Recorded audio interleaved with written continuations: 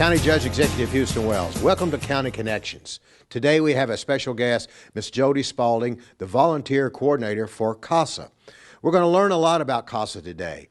Jody, thank you and welcome to County Connections. Tell us about CASA. Thank you, Judge Wells, for having me today. CASA stands for Court-Appointed Special Advocates for Children of Abuse and Neglect. CASA of the Bluegrass is for Franklin County, Anderson County, Boyle, and Mercer. In Franklin County, we work under the Honorable Judge Squire Williams, and we are appointed to cases in family court where children have lived in abused and neglected homes and have been probably put into the Cabinet for Health and Family Services, where they may be possibly still be living in their home but need a little assistance, or possibly been removed from their home and living in a foster home where they need services. When Judge Williams decides that he needs a little bit more eyes and ears on a specific case, he will appoint CASA. CASA have volunteers which are trained in Franklin County 30 hours to advocate for these children to determine their needs so that we can find permanency for these children. A case can be in the family court system for up to a year, sometimes a little longer depending on the circumstances.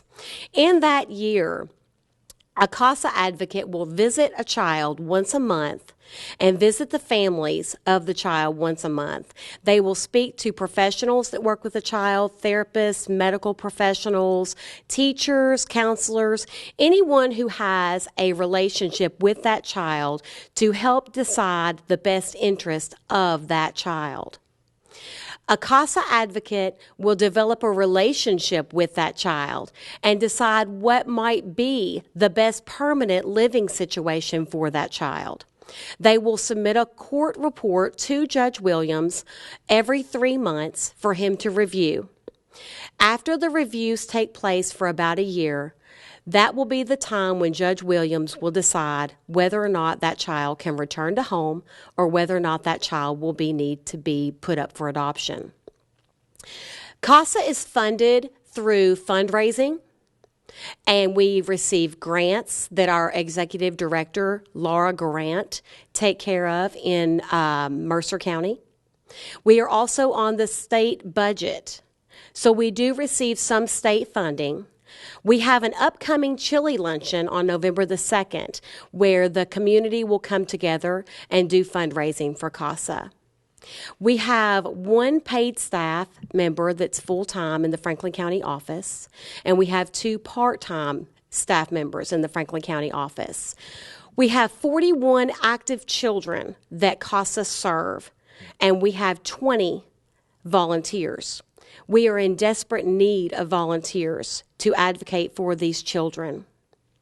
The volunteers will go through 30 hours of extensive training in our office, and every year they will need to do 12 hours of continuing education to advocate for that child effectively. Judge Wells, is there anything else you can think of that we need? Jody, that's been very informative. How many cases are active in Franklin County at this point in time? We have 41 active children right now. Mm-hmm. And it's all through the court system, all through family court? Yes. Yeah, and working with Judge Williams. We have 51 children that are pending adoption right now. Mm-hmm. Adoption or foster care is only adoption. Mm-hmm. Okay. Right. Okay. And so what you're doing is helping the children through this difficult time with the families and all of that. Mm-hmm. Gosh, how awesome. What a great program. What a great program. You mentioned you're mostly funded through fundraisers and stuff like that. You have a chili supper coming up, and there are a couple other events that you have fundraisers for. Tell the community about that. Every year we have a Derby Eve gala that in this past year was held at the Frankfort Country Club. That is probably our biggest fundraiser. We do the chili luncheon, which is coming up on November the 2nd. And we just do other little fundraising activities throughout the community to raise funds here and there. But that's kind of it. So. Yeah. What's such a great program and so helpful and needed by the kids in our community. It's awesome that you're doing that. And you said that it's part of Casa of the Bluegrass, which Yes. entails Danville and Mercer County, And Harrisburg, Anderson. and Anderson County. Are there other Casa organizations in the state? There are other CASA organizations throughout the state. We are CASA of the Bluegrass, which is Franklin County, Anderson County, Boyle, and Mercer. There is CASA of Lexington. There's CASA of Woodford County.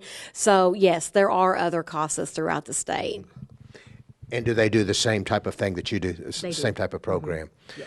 Well, Jody, thank you. Thank you for sharing this. And we hope that you, if you're interested, Jody, once again, tell our audience that if someone is interested in being a volunteer, how do they go about getting into the program? If you're interested in becoming a CASA volunteer, you can go on www.casaofthebluegrass.org, or you can call me at our CASA office at 502-875-0702. Very good. Thank you so much for sharing this.